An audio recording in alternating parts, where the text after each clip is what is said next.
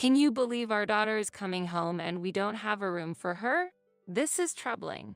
Can you move out this time? I was shocked to hear these words suddenly from my mother-in-law. In the house where I had been living with my husband's family, my mother-in-law labeled me as a bad wife who doesn't do household chores and criticized me daily. Then they wanted to kick me out to make room for my husband's sister who was coming home for childbirth. We can't keep an incompetent person who contributes nothing to the family any longer. Hurry up and leave so we can free up the room. My name is Tracy. I'm a 33-year-old office worker. After graduating from college, I joined a well-known, large company in my hometown, actively working and living the life of a working adult. As a salesperson, I find fulfillment in dealing with various clients and advancing negotiations. I built my career overcoming numerous challenges and became accustomed to my job. That's when I met Nick, who would later become my husband. Nick, 2 years my senior, was the section chief at a client company. We became close through work, gradually sharing personal stories as well as business discussions. I was gradually drawn to Nick's sincere and kind nature. Apparently, he was attracted to my serious approach to work. It was embarrassing but also very pleasing to hear this later. Our relationship naturally evolved into a romance, and we got married when I turned 30. We rented an apartment in an area with good access to both of our workplaces and started our married life. After marriage, I was promoted to a managerial position, leading a satisfying life both at work and personally.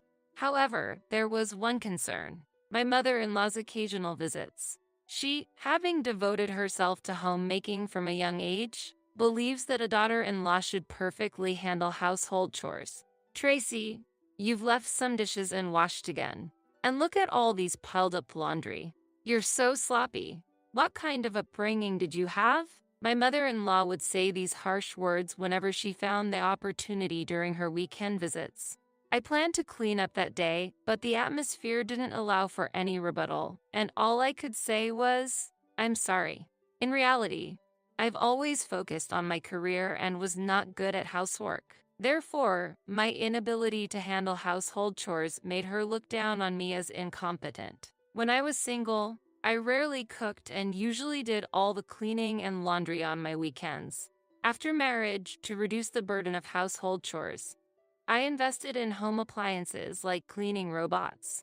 Nick understands my personality and doesn't force me to do household chores.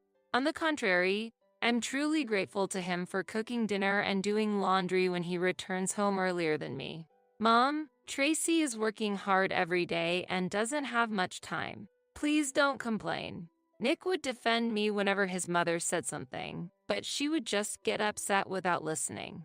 Oh, that reminds me, Nick. Our finances are a bit tight this month. Can you send a little more money home? Suddenly, my previously upset mother-in-law would start making brazen demands with a smile. I sighed inwardly, thinking, not again, and resigned myself to the situation. There are many family members living in the house where my parents-in-law reside. Currently, Nick's parents, brother, and grandparents are living there.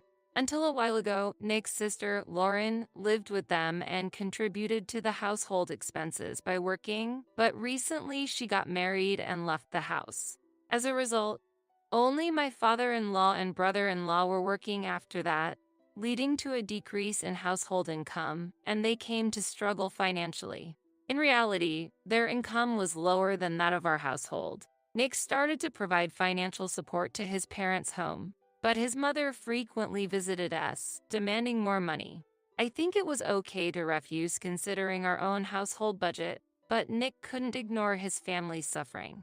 After some hesitation, Nick agreed to her demands. Okay, I'll send a bit more. That's my Nick. Unlike someone else, you understand. My mother-in-law was satisfied with his answer and gave me a glance. I felt dissatisfied but didn't argue back. I wanted to move away from my husband's family, but our home was convenient for commuting, and it was hard to suggest moving considering his situation. However, our lives changed afterward. There was an issue with the care of Nick's grandparents, who lived in the family home. Originally, my mother-in-law and Lauren were in charge of the care, but ever since Lauren left, Nick's mother's burden increased. It seemed that my father-in-law and brother-in-law left the care to the women and hardly helped. After discussing with Nick, we decided to live together with his family. As we didn't have children, I agreed to this decision but set one condition for Nick. I wanted to continue focusing on my job instead of using my salary for household expenses. I strongly wanted to keep my job and had no intention of quitting. When I expressed my intention, Nick agreed. Of course, you don't have to quit your job. I don't want to involve you in my family's problems. But I'm sorry it turned out this way, Nick said apologetically. Indeed, living together might increase my mother-in-law's sarcasm. This was my only concern, but we decided to start living with his family, with me continuing my job to support the household and Nick mainly handling caregiving and housework. However, when we started living together, his family wasn't pleased with our arrangement. It's absurd for Nick to do caregiving and housework. That's the wife's role, said my mother-in-law. It was a response I had partially anticipated, but I wondered why such roles had to be fixed. My parents-in-law and brother-in-law insisted that housework and caregiving were the wife's job and didn't change their opinion. So, they ordered me to reduce my working hours or quit. However, if I were to comply, our income would decrease and we would continue to struggle financially. To support a family of 7, I need to work full-time. I will continue working as a regular employee, I explained and stood my ground. However, my in-laws remained unsatisfied and deepened their displeasure of me. How can someone have such an opinion? I can't believe how disobedient this daughter-in-law is, my mother-in-law exclaimed angrily, and her attitude toward me became even harsher. Afterward, my brother-in-law also criticized me, using work as an excuse not to help mom. What an incompetent wife. Then, both of them began leading the bullying against me. My father-in-law barely intervened and didn't protect me. Nick's grandparents, who returned to their bedroom immediately after dinner, had limited contact with me and showed little interest in me. After starting to live with my in-laws, my work became busier, and I often returned home late. When I came home after overtime, the family complained that I should come home earlier, looking down on me as if my job was insignificant. I felt deeply frustrated when they belittled my work. I took pride in my job and was committed to my responsibilities as a manager. However, my in-laws kept telling me to prioritize housework over my job, and eventually, I found more peace at work than at my in-laws' house. Once, unable to bear the bullying, I complained to Nick. Why am I treated like this despite earning the daily expenses and even paying for new furniture and appliances for your family's house?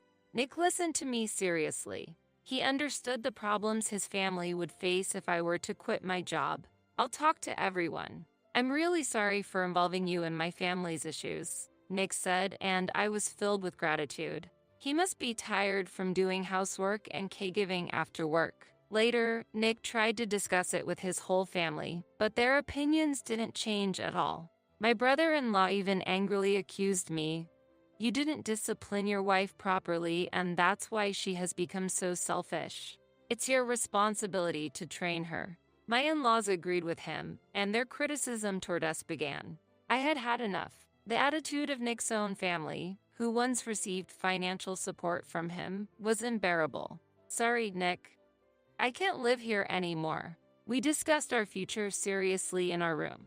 Nick, too, was angry at his family's response and immediately decided we should end this living arrangement and move out soon. If we were to continue like that, our stress would only increase. Therefore, Nick and I decided to leave the house, began searching for a new residence, and started preparing for our next life, keeping it a secret from his family. Half a month later, on an afternoon, Lauren, my sister-in-law who had left the family home after getting married, returned unexpectedly. It was during the weekend and I was off work, so all of us, including Nick's family, were at home. Seeing Lauren return with a large suitcase, my mother-in-law was overjoyed. Lauren, welcome back. Have you had lunch yet? If not, I'll make something right away. Thanks, Mom. I'm really hungry. Lauren passed by Nick and I without greeting us and headed straight to the living room. Hold on a second. Lauren, why did you come back all of a sudden? Nick asked as he entered the living room. Lauren replied, I'm about to have a baby soon. It's my first time, and I feel insecure, so I've decided to come back home for the childbirth. I'll be staying here for a while. My father-in-law and brother-in-law who were watching TV in the living room also seemed to welcome Lauren's return. However, Nick and I were confused. This was because the room Lauren used to use was being used by us then. Indeed, the family home was spacious, but at that time it housed 7 people, and there were no vacant rooms. Before I could say anything, my mother-in-law looked at me and sighed dramatically. What a predicament. Lauren is back, but we're short of rooms. Tracy, could you leave now that we have this situation? Huh?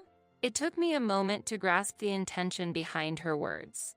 Well, the room you're using originally belonged to Lauren, right? Now that Lauren is back, it's only proper to give it back to her, my mother-in-law stated clearly. Then she laughed and said, we can't keep a useless person who doesn't help with anything around the house here, can't we? While seeking agreement from the other family members. My father-in-law nodded and my brother-in-law looked at me and laughed. Wait a minute, isn't that unreasonable? Nick argued while I was still in shock. Lauren then haughtily said to me, you're a wife, yet you don't properly take care of the house. There's no point in you being here, just leave already. However, I was the one supporting most of the household expenses. What would happen to this house if I were to leave? Did they even understand that? Hesitating to voice this out, Nick placed his hand on my shoulder and shook his head in resignation. It's okay. Let's leave this house together. Nick's words were filled with determination, and he seemed more reliable and strong than ever.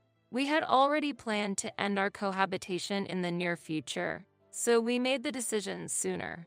Understood. Then, we will leave right away. At my response, the entire family burst into laughter. Anger welled up in me toward them, who neither held back Nick, who had been supporting them with housework and caregiving, nor did anything else to help him but laugh. The thought of unpleasant people leaving clears my heart. When you leave, make sure to take away all your belongings, my mother-in-law declared, so I quietly nodded. We immediately arranged for a moving company and left the family home with Nick that day. The next day, while temporarily staying at a hotel, we received a call from my mother-in-law. It was surprising that my mother-in-law called my cell phone instead of Nick's, but since I had an idea why, I decided to answer. As soon as I picked up, my mother-in-law's angry voice came through. What's the meaning of this? Today, the movers came and took almost all the furniture and appliances from the house. You arranged it, didn't you? As I was accused, I simply shrugged in resignation and thought, just as I expected. Nick, who was nearby, seemed to hear her voice as well and gave a wry smile. The movers I had arranged the day before took away all the household goods, including furniture and appliances. Among them were large items like the dining table and TV, and with most things gone, the family was in complete chaos. I just followed your instructions to take away all my belongings. Everything that was taken was purchased by me. That's why I disposed of them, I replied, and my mother-in-law was at a loss for words. The furniture and appliances that were newly purchased when we started living with them were all actually paid by me. As I asserted they were my personal belongings, my mother-in-law squeezed out a frustrated response. I did say take them away, but this is too much. How are we supposed to live in a house with nothing? She exclaimed angrily, to which I calmly replied, now that we no longer live together, it's no longer my concern. It must be nice to have a spacious house now that the unpleasant people are gone. I firmly said this, ignored my still complaining mother-in-law, and hung up the phone. I thought she would call back soon, but surprisingly, there was no further call from her. Afterward, Nick and I began a new life in our new home. The furniture and appliances retrieved from the family home were still in good condition, so we moved them into our new place. We spent some peaceful days, but about a month later, we suddenly started receiving frequent calls from the family. Wondering why they were contacting us then, I considered blocking the calls, but I hesitated because there was something I wanted to tell them. Busy with work and unable to answer the phone, I came home one day to find a missed call from my mother-in-law. Nick was still at work, having to work overtime, and was not home yet. When I responded to the call, my mother-in-law's irritated voice echoed, "You finally picked up. What do you need?" I asked, and she hurriedly commanded, "Life has become difficult since you two left. Come back home." Apparently, various payments had started to fall behind after we left. Before living together, the family home underwent extensive barrier-free renovations for the grandparents, and there was still a considerable loan to pay. Nick was paying that loan when we lived together with his family. Additionally, the money I earned was used for purchasing furniture, appliances, and monthly household expenses. But after our departure, they struggled to repay the loan and manage the household finances. The monthly living expenses I paid amounted to about $4,300. The family, who had depended on our income and spent recklessly, had no savings. Unable to cover over $4,000 of monthly expenses, they became desperate and asked us to return. I was just appalled by such a selfish request. "This is the result of you driving out two earners.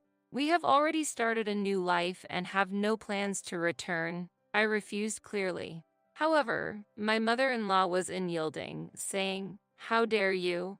This won't do. Put Nick on the phone. Nick is still at work and hasn't returned yet. Actually, we moved to a high-rise condo. We are now living comfortably and peacefully, so we cannot fulfill your unreasonable request," I explained, to which my mother-in-law seemed surprised. Nick and I were secretly searching for a new residence when we were living with his family, and after finding the high-rise condo that met our ideal conditions, we were able to move immediately after being ousted from the family home. "Does this mean you're leaving us behind?" My mother-in-law accused us with a tearful voice. "You have no right to criticize us when you did nothing but depend on our earnings and spent money recklessly. Please don't interfere in our lives anymore," I stated firmly. As soon as I finished speaking, I ended the call without waiting for my mother-in-law's response. I was relieved to have informed them about our move to the high-rise condo and proceeded to block all contacts from his family. This new home was something we had earned with our hard work. We wanted to make a clear statement to his family, who had irresponsibly relied on us while constantly complaining and living leisurely. When Nick came home, I told him about the call from his mother. He had also received multiple calls on his cell phone but was unsure how to respond. I thought I couldn't abandon them because they are family, but I'm tired of dealing with them, Nick said, looking disheartened. He too seemed exhausted from his family's constant dependence. Subsequently, we changed our smartphone numbers and completely cut off contact with his family. Since we only told my mother-in-law that we were living in a high-rise condo, they wouldn't know our exact address. Afterward, Nick and I enjoyed peaceful days together, busy with our managerial roles but feeling fulfilled in our daily lives. 3 years passed, and Nick and I decided to check on his family's well-being after a long time. Since leaving the family home, Nick had not visited even during Thanksgiving or Christmas, so we had no idea how they were living. Upon arriving at the family home, we found no sign of Nick's family. The house was up for sale, and complete strangers were living there. Strange, where could everyone have gone? Nick wondered aloud. Encountering a friend of my mother-in-law who lived nearby, we decided to inquire about their recent circumstances. The events that unfolded at the family home over the 3 years then came to light. Lauren had returned for childbirth, claiming it was temporary, but in reality, she was already divorced and continued to live in the family home even after giving birth. Despite our departure, the addition of family members put further strain on the household finances. My mother-in-law began working part-time, and Lauren soon put her child in daycare to start working, but their nights were filled with household chores and caregiving for the grandparents. The exhaustion from adding child care to their already busy lives was understandably unimaginable. Moreover, Nick's grandparents stopped going out in order to save money, but they both eventually developed dementia. My mother-in-law had no choice but to quit her job to focus on caregiving. But even with Lauren's help, there was a limit to what amateurs could do. Unable to withstand the situation, they quickly appealed to my father-in-law to move the grandparents to a facility. But my father-in-law and brother-in-law refused to listen to them. They were relying on the grandparents' pension and were reluctant to spend on facility costs. As a result, the family's opinions were divided. I can't stand this life anymore. I've reached my limit. Nick's mother cried out in agony and left the house with Lauren and her grandchild. Left alone, my father-in-law and brother-in-law couldn't take care of the dementia-ridden grandparents, and despite hiring helpers, they soon reached their limit. Eventually, they decided to place the grandparents in a facility, but by then, the family had fallen apart and no one returned home. Struggling to pay off the renovation loan, my father-in-law and brother-in-law ended up selling the house and moved elsewhere after paying off the loan. Hearing these stories, Nick showed a sad expression filled with mixed emotions. We asked the neighbors for the name of the facility where his grandparents were staying and decided to visit them soon. A few days later, a neighbor contacted Nick, relaying a message from my mother-in-law. Apparently, she had learned about our visit to the family home. According to her, my father-in-law and brother-in-law were living together and were paying for the grandparents' facility costs, but they seldom visited them. My mother-in-law herself was living with Lauren and her grandchild, working part-time and still struggling with life. I can't stand this life anymore. Please, let us live in a high-rise condo, too.